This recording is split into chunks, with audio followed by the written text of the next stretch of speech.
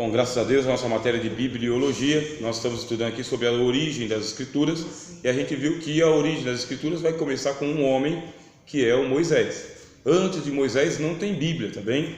Não foi Abraão que escreveu, nem José que escreveu, nem Noé que escreveu a Bíblia, eles não escreveram a Bíblia, mas Moisés escreveu sobre eles. Aí você vai perguntar, mas como que Moisés escreveu sobre eles? Moisés teve acesso, tá bem, aos livros antigos de tempos pré-diluvianos. Veja lá, Gênesis 5:1. Este é o livro da genealogia de Adão, no dia em que Deus criou o homem, à semelhança de Deus o fez. O Gênesis está falando que existe um livro de genealogia. Aí você pergunta, como que é esse livro de genealogia de Adão? Os patriarcas do passado, eles escreviam as crônicas da vida deles, também eles escreviam no cajado de família. Então, cada patriarca tinha o seu cajado. O que era o cajado do patriarca? Era o celular. Isso era o cajado dele. É o celular da antiguidade. É o bloco de anotações da antiguidade. Cada patriarca tinha o seu próprio iPhone. Então, o que acontece? Aquele cajado pertence unicamente àquele patriarca, tem um símbolo, tá bem? Símbolo da tribo dele, tem um símbolo. E ele ganha esse cajado a partir do momento em que ele se torna o patriarca de uma família independente. Ele não vai mais morar na dependência do pai e da mãe. A gente já viu aqui que no Oriente não existe adolescência, tá bem? E nem juventude, não existe. O que existe lá na biologia e na vida, na cultura da Bíblia? Criança e adulto. Cadê o adolescente? Não tem. Cadê o jovem? Não tem. Ah, mas e aí, não faz 16 anos? Faz, mas já faz como adulto. Bem, é um jovem, é um adulto jovem. É um adulto jovem. A partir de que anos? A partir da puberdade. Então, o corpo da criança é corpo de criança. Entrou na puberdade, teve a primeira menstruação, começou a nascer pelugem pelo corpo. Já não dá mais para ser tratado como criança e nem morar na tenda das mulheres. Porque tinha a tenda das mulheres, onde as crianças ficavam, tanto meninos quanto meninas. 12, 13 anos, menstruou, a menina continua na tenda das mulheres, mas o menino sai da tenda da mãe e agora vai para o acampamento dos homens. No acampamento dos homens, a partir dos 13 anos, vai aprender a caçar. A caça e a guerra, que são os dois ensinos.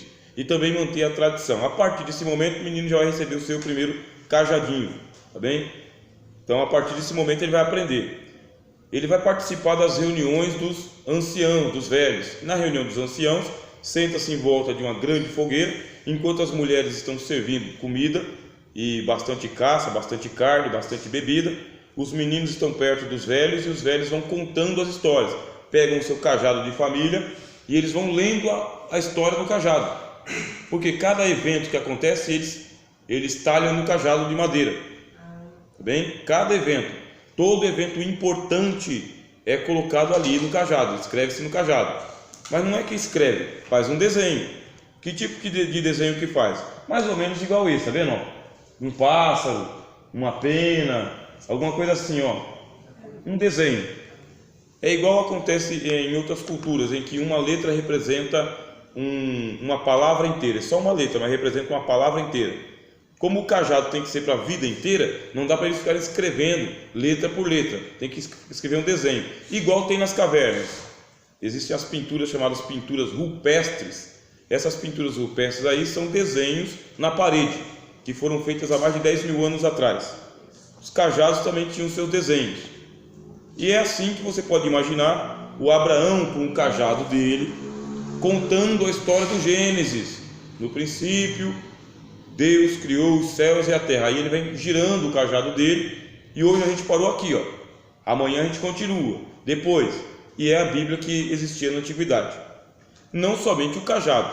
Além de tudo, eles eram excelentes na sua memória. E por que eles eram excelentes na memória? Não tinha escrita. Tem que memorizar tudo. Memorizar o nome da família, o nome dos seus ancestrais, contar as histórias com exatidão, aonde aconteceu, com quem aconteceu, como aconteceu. Então eles tinham uma memória muito boa. Mesmo sem o cajado, eles contavam uma história de trás para frente. E todas as noites, era uma tradição, todas as tribos. O responsável por isso aí era o patriarca ou o sacerdote. Geralmente o patriarca e o sacerdote são as mesmas pessoas, tá bem? O patriarca é o sacerdote da família, igual o Melquisedeque. E essa tradição é chamada de tradição oral. Tradição oral eu vou contando. E eu vou contando para o meu filho, e meu filho vai pegando o cajadinho dele e vai desenhando. Ele tem que memorizar isso aí, ele tem que colocar na memória. Tem que memorizar. E como que eu sei que ele memorizou? Depois o menininho pegava o cajado dele e contava para os outros. É assim. E o que aconteceu com o senhor Moisés? Moisés ele teve acesso a esse chamado livro da genealogia, que vinha desde os dias de Adão, sendo transmitido de geração em geração. Você não está distante da realidade quando você lê lá em Gênesis capítulo 5, versículo 1. Este é o livro da genealogia de Adão. Olha só que exagero, e é chamado de livro, hein? Chamado de livro, uma tábua com o nome das pessoas. Eu leio aqui, ó. Macho e fêmea os criou, e os abençoou e chamou de Adão no dia que foram criados. Adão viveu 130 anos e gerou um filho à sua semelhança, conforme a sua imagem, chamou seu nome Sete. Foram os dias de Adão, depois de Sete, aí vem Enos, aí depois do Enos vem o Cainã, e assim por diante. Capítulo 5, que você tem aí, é um livro. Ó, um capítulo é chamado de livro. É só um capítulo, é livro.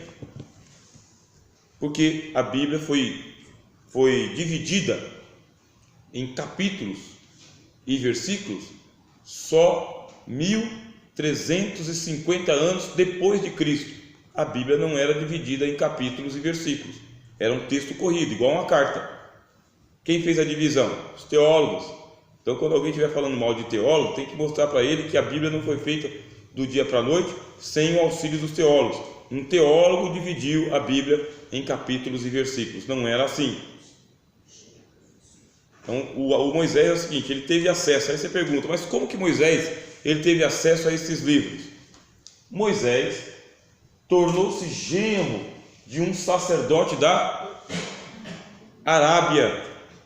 Apacentava Moisés o rebanho de Jetro, seu sogro, sacerdote de Midian. Só para a gente relembrar esse mapa aqui, alguns irmãos e irmãs que já adquiriram aquela apostilazinha, tem um mapa lá também, tá bom? Aqui está Midian, tá vendo? Midian é aqui. É nessa região aqui que estão os beduínos. Quem são os beduínos? Povos que moram no deserto e eles fazem caravanas de beduínos, de comerciantes, lá no deserto. Esse pessoal que mora aqui, eles fazem esse traçado, tá vendo esse traçado aqui, ó? São as peregrinações deles, ó. Moisés estava aqui, no Egito. Quando saiu do Egito, veio para a península do Sinai. Chegando na península do Sinai, tá vendo? Vem para a Arábia. E aqui o que fazem os mercadores? Os mercadores trazem histórias do mundo inteiro. Do mundo inteiro. Você imagina Moisés, ô glória, habitando na tenda do sacerdote, que era sacerdote.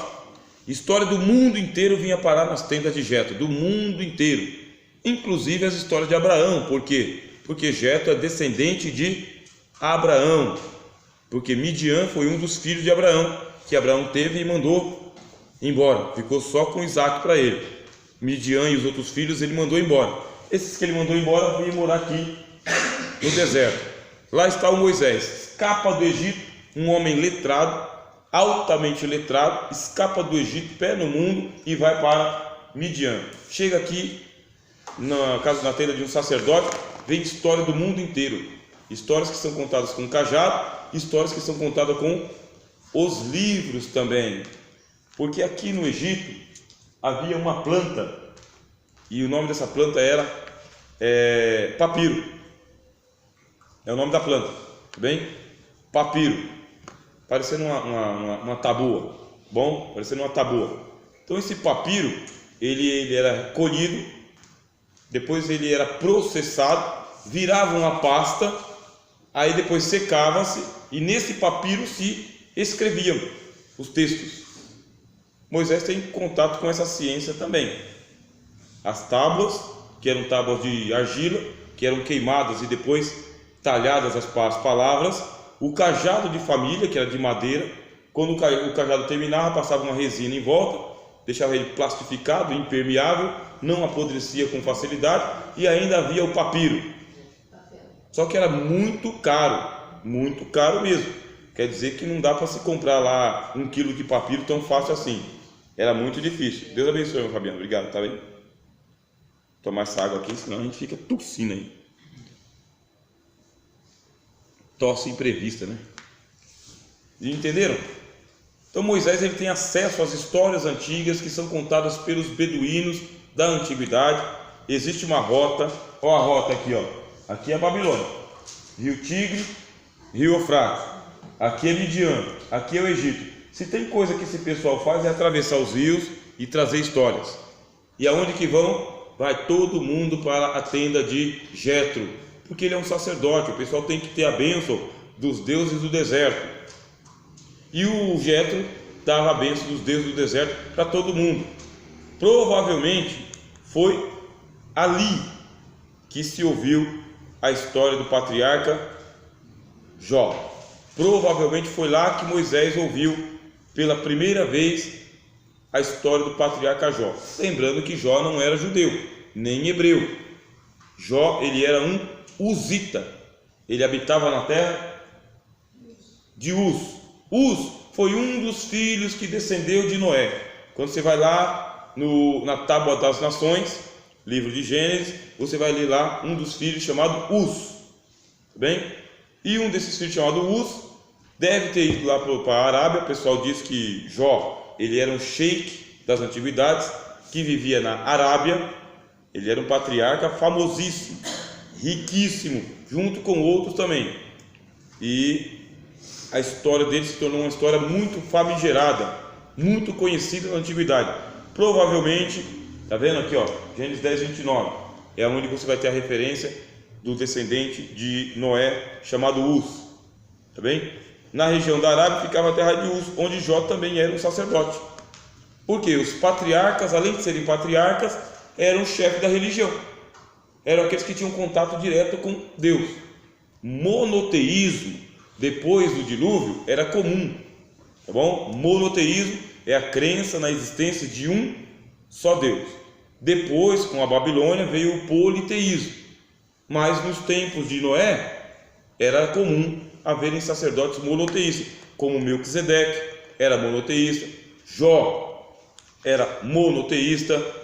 Aqui está Elifaz, monoteísta, Bildade, monoteísta, e Zofar, monoteísta. Todos esses três amigos de Jó aqui, eles eram príncipes também, sheiks das Arábias, ou sheiks do deserto. É gente rica, tá bem? Gente rica que veio visitar o amigo Jó, que era ricaço também. Como que o Moisés teve acesso às histórias de Jó? Aqui, ó, o deserto. Aqui é o deserto. Aqui é Midian. Moisés está aqui. Quanto tempo Moisés viveu na tenda de Jetro? 40 anos. Dá para ouvir muita história, né? 40 anos dá para conhecer. Só tem deserto e ovelha para tomar conta. E culto para fazer. 40 anos ouvindo histórias. De todas as histórias que foram contadas ali, somente esta ganhou a inspiração divina para vir parar nas páginas da Bíblia Sagrada. De todas as histórias. E foi lá que o Moisés teve acesso direto a todas as histórias que a gente lê, até o Êxodo. Lembre-se, ele ficou até os 13 anos com a mãe dele no Egito. Depois dos 13 até os 40, ele foi para a corte de Faraó. Depois dos 40 até os 80, ficou na tenda de Jetro. Quer dizer que em 80 anos ele teve acesso a todas aquelas histórias que a gente lê no Gênesis.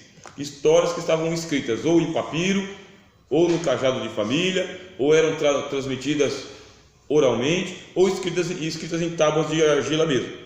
Fazer tábua eles sabiam, faziam até pirâmide, né? Não era difícil. E aqui está a primeira história bíblica antes de Moisés escrever o Gênesis, a tradição nos diz que Moisés escreveu o livro de Jó. Moisés escreveu. Isso aí foi um pedido que Deus atendeu para o Jó, tá? Quem me dera fossem agora escritas as minhas palavras. Quem me dera fossem gravadas em livros. Olha só, é uma lamentação. Que com pena de ferro e com chumbo, para sempre fossem esculpidas na rocha. Aqui o Jó tem uma história e ele está pedindo que a história dele seja escrita para ser contada para sempre, para sempre ele quer. E até hoje nós lemos, estudamos e pregamos e cantamos a história de Jó. Verdade ou não é? Sim. Aí vocês falam o seguinte: mas aconteceu exatamente do jeito que está ali? Se vocês lerem esse livro aqui, que eu já apresentei para os irmãos, agora os que chegaram depois eu estou apresentando de novo, tá bem? O nome do livro é Como a Bíblia Tornou-se um Livro, tá bem? Esse é o nome do livro. Então ele vai dizer para a gente aqui, no índice, como a Bíblia tornou-se um livro, o poder luminoso da escrita, a escrita e o Estado, a escrita no Antigo Israel, Ezequias e o início da literatura bíblica. Esse livro está dizendo que a Bíblia ela começou a ser escrita com o rei Ezequias. E cadê Moisés? Esse livro vai dizer o seguinte: o Moisés, ele é lendário. Esse livro aqui. Não é que ele não existiu. Existiu Moisés, mas Moisés não escreveu tudo. Gênesis, Êxodo, Levíticos, Números e Deuteronômio. O que Moisés escreveu? Algumas porções de Deuteronômio. Quem diz? O teólogo. Bem, o teólogo. Eu estou dizendo para vocês que foi Moisés que escreveu Jó. E o livro está dizendo que Moisés não escreveu Jó. Moisés, ele escreveu no máximo o Deuteronômio. E aí, eu vou ficar com quem agora? Da onde que vem essa história que foi Moisés que escreveu Gênesis, Êxodo, Levíticos, Números e Deuteronômio? Da onde vem? Da tradição. Bom, a tradição rabínica diz que foi Moisés. Tradição. E nós ficamos com a tradição. E nós ensinamos a tradição. E também existem várias passagens do Novo Testamento, citado pelo Senhor Jesus, que ele diz: Moisés vos disse, Moisés vos entregou a lei, Moisés vos ensinou. Os apóstolos também diziam que foi Moisés. Portanto, nós temos uma tradição rabínica e uma tradição bíblica também. A tradição bíblica diz que foi Moisés que começou a escrever a Bíblia. Se vocês avançarem na teologia, vocês vão ter que um dia dar uma resposta para um livro desse daqui. E um livro desse aqui vai pegar o livro de Jó. O livro de Jó ele é um livro poético, porque a Bíblia é o seguinte. Vocês vão lá para as divisões, os irmãos me ajudem aí. A irmã Fabiana perguntou como que a gente faz para poder estudar a Bíblia. Então você vai usar o que você tem na mão, 5 dedos. 5 dedos. Então começa-se a divisão da Bíblia. Primeira divisão da Bíblia, Pentateuco, os 5 primeiros livros da Bíblia. Pentateuco, Gênesis, Êxodo, Levíticos, Números e Deuteronômio. Segunda divisão da Bíblia, livros históricos. O que são os livros históricos? São aqueles que contam a história a partir de Josué até chegar nos profetas. Até chegar nos profetas. Então você vai ter lá o livro de Josué, vai ter o livro de Ruth, primeiro e segundo livro de Samuel, primeiro e segundo livro dos reis, primeiro e segundo livro das crônicas, aí vem Esdras, Neemias, Esther, qual outro que eu esqueci? Podem ler aqui, pode ler aqui no índice, faz que nem eu. Se a memória não ajuda, para isso que a gente escreve. Ótimo, então acertei. Com essa segunda divisão, olha, você já tem 2 dedos. Segunda divisão, Pentateuco e livros históricos. Qual que é a terceira divisão? Livro dos profetas. Terceira divisão, livros poéticos. O que são os livros poéticos? São aqueles que são escritos igual ao livro de Jó, em versos. Bem, isso é um livro poético. Ele não é escrito em prosa. Aqui, Isso aqui é um verso, tá vendo? 19, 23 e 24. Isso aqui é um verso. Se é um livro poético e é escrito em verso, eu conto ou eu canto? Eu canto. O livro de Jó é para ser cantado, tá bem?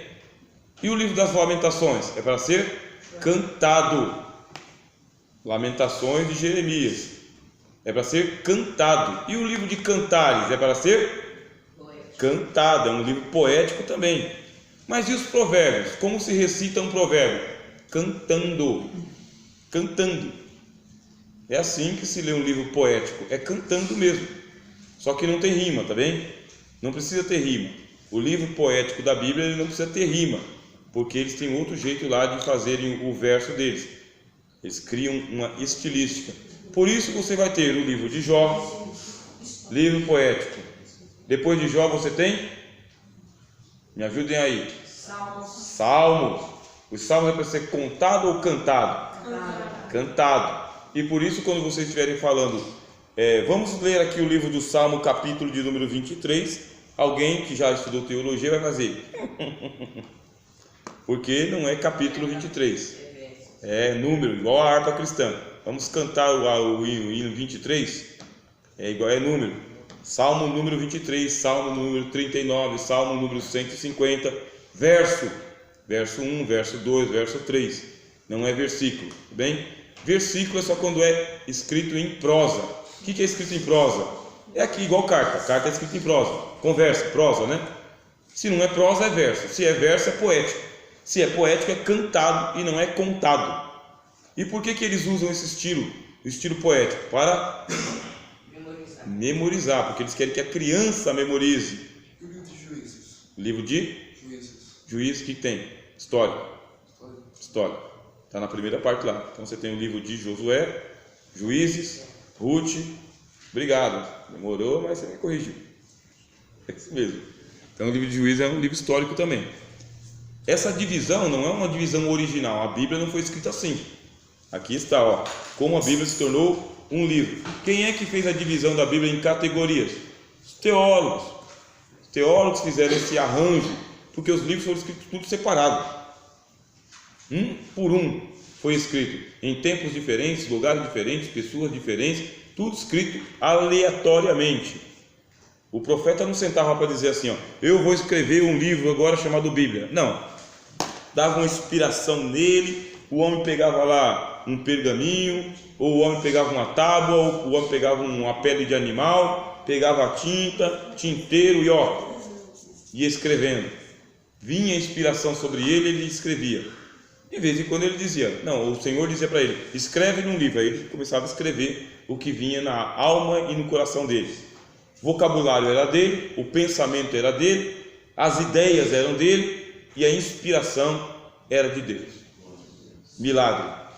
O homem ficava tomado por êxtase profético, mas não perdia a consciência. Não era um Chico Xavier, tá? Não é Chico Xavier.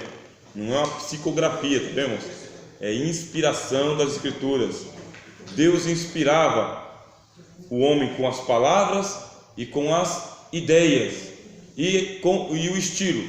O estilo era do escritor. O escritor que decide. Isso aqui em verso, isso aqui em prosa. Aqui é história. Eu preciso de dados históricos, lugares, datas, personagens. Então, o milagre das Escrituras. Quando a gente está falando isso aqui para um teólogo racionalista, ele ri da gente, porque ele fala, você é criança mesmo, só fez o básico, né? Não, fiz o bacharel. Você fez o bacharel aonde?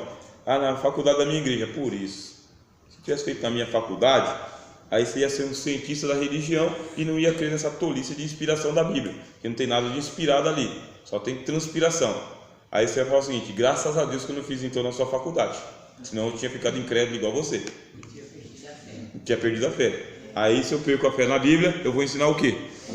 Teve um amigo meu, hoje é pastor, que pegaram o livro de Jó e disseram para ele o seguinte, ó, Jó é um livro que ele é uma novela judaica. É uma novela. Não aconteceu a história de Jó. Não é real. É fictícia. Ficção. Ou você acha que realmente, palavra por palavra, o que está ali foi inspirado por Deus? Tem que ser muito criança para, né? Tinha ninguém ali para poder ouvir Jó fazer a lamentação dele. Ou você acha que um dos 3 amigos de Jó ficou lá escrevendo o que ele lamentou? Saiu uma novela. Pode ver. O Satanás, ele aparece, mas ninguém sabia que o Satanás existia. Ele era uma novela criada em capítulos. Aí aquele pastor, que não era pastor ainda, ele era um seminarista, ouviu. Não adianta você pregar a Bíblia, o livro de Jó na sua igreja e dizer que é a palavra de Deus, porque não é. Uma análise criteriosa vai mostrar que o livro foi criado, compilado, modificado, e que nem os rabinos judeus aceitam a inspiração do livro de Jó. Sabe o que aconteceu com esse irmão? Ficou 10 anos sem pregar no livro de Jó. Não conseguia. Ele abria assim a Bíblia para pregar no livro de Jó e ele falava, mas eu vou pregar novela na igreja, não. Vou pregar não. 10 anos. Até que um dia o Espírito Santo convenceu ele a pregar no livro de Jó e a partir daquele dia ele perdeu o medo, né, de andar de bicicleta. É isso que acontece.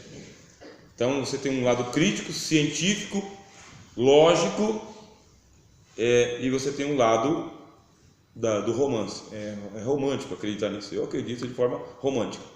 Eu creio que o livro de Jó, ele é plenamente inspirado por Deus e que ele chegou para nós do jeito que tinha que chegar, inteiro, totalmente inspirado por Deus. E não tenho dificuldade nenhuma em acreditar que Satanás apareceu diante de Deus, junto com os filhos de Deus, né?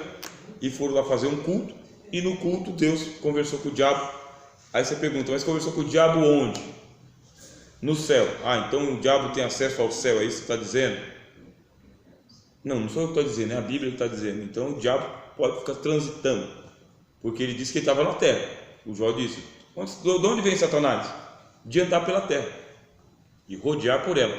Então a cena aconteceu na terra, não aconteceu no céu, numa reunião que era um culto de adoração.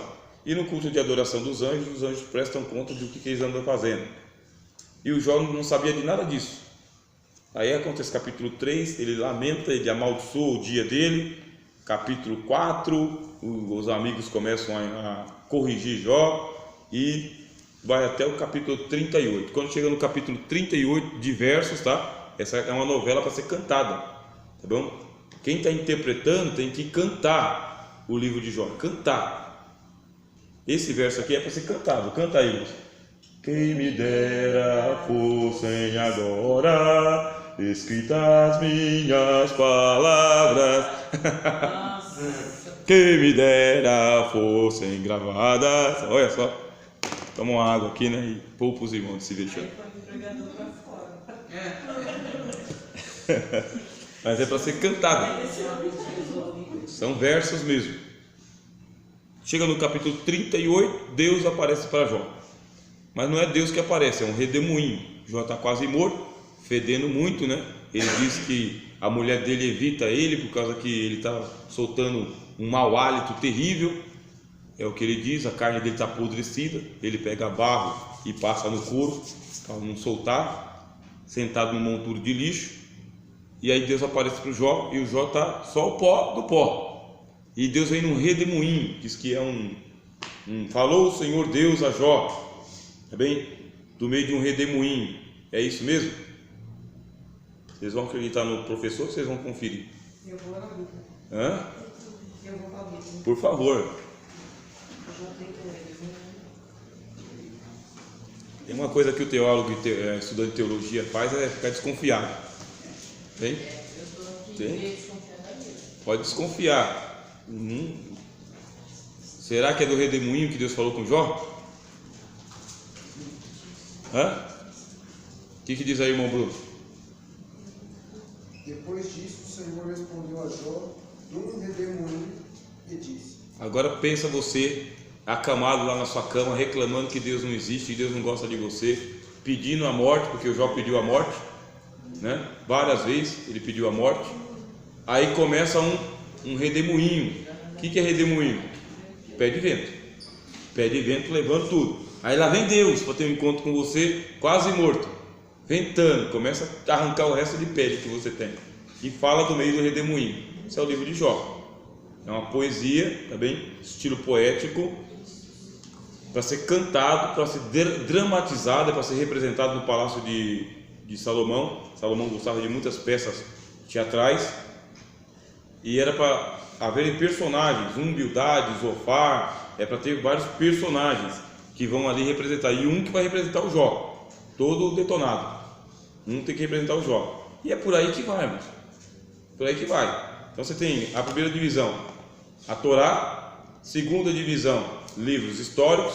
Terceira divisão, livros poéticos. Livro de Jó, livro dos Salmos. Depois o livro de Eclesiastes. Depois Cânticos e Salomão. Provérbios, Eclesiastes, Cantares de Salomão, Isaías, Jeremias. isso. Aí a gente para no... Isaías já é profético. Isso, aí quando chega no Isaías já é profético. Então quais são os poéticos? São 5 livros poéticos. Dá para você fazer um paralelo entre os 5 livros de Moisés mais os 5 livros de poesia. São os 5. Lamentações deveria estar aí, mas só que estava junto com os proféticos. Por quê? Por causa que são as lamentações de Jeremias. Aí você tem 4 profetas maiores. Quem são os 4 profetas maiores? Isaías, Jeremias, Ezequiel e Daniel. 4 profetas maiores, mais um, que é o de Lamentações, fica 5 livros também. Está vendo a divisão? 5, 5 e 5.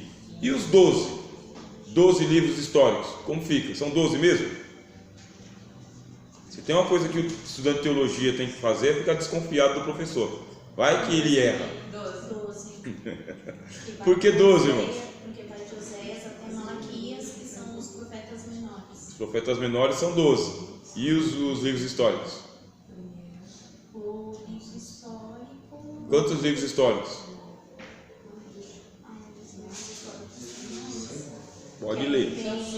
São 5, que é Mateus, Marcos, Lucas, João e Atos. Não, aí já são os evangelhos do Novo Testamento. Também Josué, mas de Josué até Esther. Josué, Esther. Tá quantos livros? 5. Lê aí. 9. Conta aí. 12. Hã? 12? Podemos confiar em quem? É 9? É 12? É 5? Porque assim, Vai até Esther. vai contar. Vai até Esther. Josué, Esther é 12. Isto. E por que 12? Porque tem 1º e 2º Samuel e 1º e 2º Reis. E 1º e 2º Crônicas. E sabe por que 12? 12 por causa da mística judaica. 5 livros da lei, 5 livros poéticos, 5 livros proféticos, os profetas maiores, 12 tribos de Israel. Por isso 12 livros históricos e 12 profetas menores. A mística. Eles trabalham com o número 5 e o número 12. Foi agrupado dessa maneira. Quem que agrupou dessa maneira? Os teólogos judeus. Foram eles que fizeram isso. Não foi inspirado. Seguiram uma lógica. Bem? Isso é uma lógica. Aí você vai ter lá agora a sua minimoteca. Quantas são as divisões do Antigo Testamento? Quantas divisões você tem? Pentateuco, livros históricos, livros poéticos, profetas menores e profetas maiores e profetas. Quantas divisões? 5. Mas não pode ser só livros proféticos? Oi? Não pode ser só livros proféticos? Não, você pode colocar livros proféticos, mas só que a teologia divide em profetas maiores e profetas menores. Profetas maiores porque os livros deles são maiores. Então você tem lá o livro de Isaías. Quantos capítulos tem Isaías? 60 aí? 6. Aí vem depois o livro de Jeremias. Depois vem o livro de Ezequiel. É chamado de profetas maiores. Na Bíblia tem apenas as 4 divisões, né? Pentateuco, livros históricos, livros proféticos, poéticos e livros proféticos. Isso, só que os livros proféticos são divididos em profetas maiores e profetas menores. Bom? Aí os profetas menores são divididos em 12 por causa que são livros pequenininhos e eles eram ajuntados em um rolo só. Então os judeus pegavam os 12 profetas menores, tá bem? E colocavam num pergaminho só, para economizar material. É livrinho, pequenininho, só dá um capítulo, 2, 3, 4. Então ficava pequenininho. Já o livro de Daniel é grandão. 12 capítulos, né? Grandão. O senhor pegou, pastor? Conseguiu pegar, pastor? Você? Pegou, né? E por hoje, eu vou deixar um exercício bem básico para os irmãos e as irmãs aí. Exercício, tá bem? Não é prova, mas é que vocês memorizem a quantidade de capítulos que tem em cada livro, porque aí eu vou perguntar: quantos capítulos tem o livro de Josué? A senhora vai perguntar para todos? Vou perguntar. Eu vou pela chamada. Mas não é para faltar, porque quando a gente fala que vai ter um exercício, o pessoal não quer vir. Mas sábado tem aula, tá bem?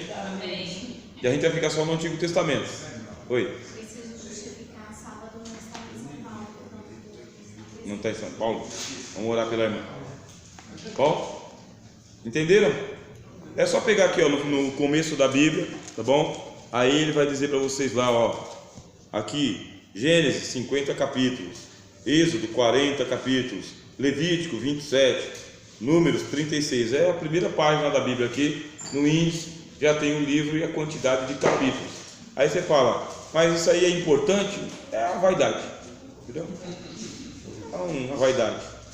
Não é que é importante, mas é interessante. A gente aprende, né? Aprende-se mais uma.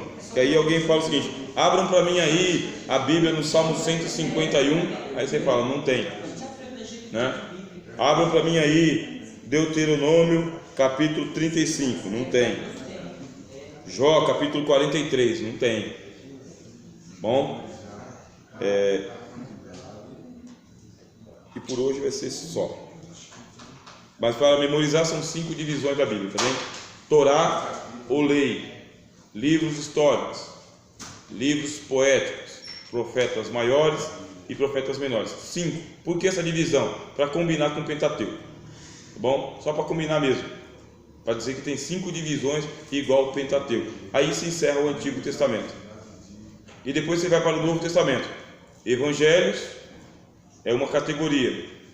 Livro histórico, que é o livro de Atos, um só. E depois, cartas paulinas. Depois, cartas gerais e um livro profético. Quantas divisões tem no Novo Testamento? 5 também. Então é a nova Torá. É a nova Torá. Então você tem os evangelhos, livro de Atos, cartas de Paulo, cartas gerais e o livro profético do Apocalipse. 5 divisões também. 5 divisões do Antigo Testamento, 5 divisões do Novo Testamento. Torá no Antigo Testamento, Torá no Novo Testamento. Isso aí é minimoteca. É assim que a gente faz para ir memorizando. Com o passar do tempo a gente vai esquecendo, aí a memória ajuda. Amém? Pastor, Sim.